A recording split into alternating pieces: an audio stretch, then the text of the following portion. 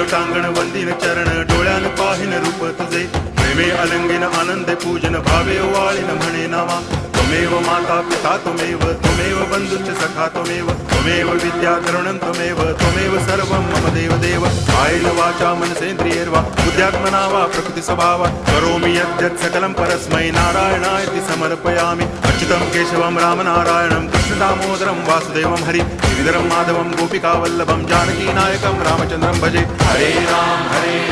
Ram Ram Hare Hare Hare Krishna